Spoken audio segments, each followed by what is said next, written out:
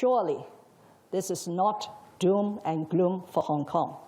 I'm sure with the passage of time and efforts and the facts being laid out, confidence will grow in one country, two systems, and in Hong Kong's future.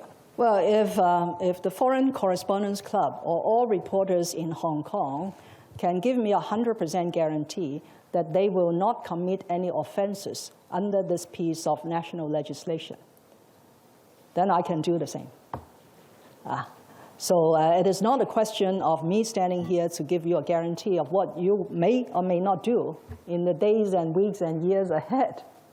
But the law has clearly defined the 4 types of acts and activities which we need to prevent and curb and punish in accordance with the law. So that's my response to the reporters.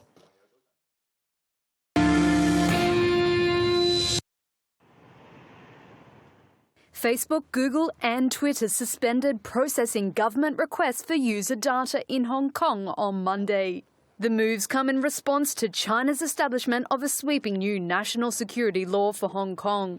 And in an illustration of worries about the law, short-form video app TikTok announced it would be pulling out of the Hong Kong market. Facebook, which also owns WhatsApp and Instagram, said in a statement that it was pausing reviews of all of its services, quote, pending further assessment of the national security law.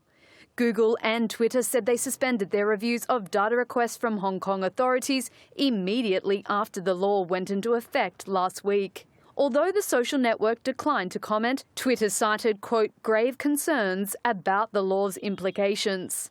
Google said it would continue reviewing Hong Kong government requests for removing user-generated content from its services, while Facebook did not respond to a request for comment.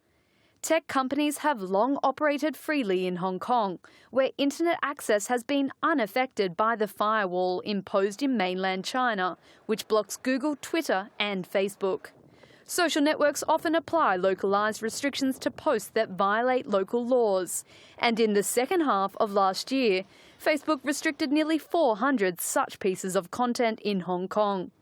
TikTok, owned by China-based ByteDance, said it would pull out of Hong Kong within days. A source told Reuters that the move was made because it was not clear if Hong Kong would now fall entirely under Beijing's jurisdiction in light of the new law.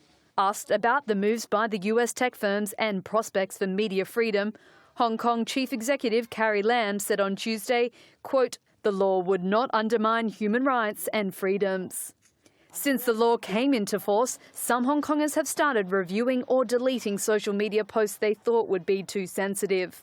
Fear is already spread over Hong Kong about the cyber expression of the freedom here. On the streets, many Hong Kongers said they're worried about online freedom of expression. But for messaging app Signal, which promises end-to-end encryption, they've seen a surge in sign-ups in Hong Kong.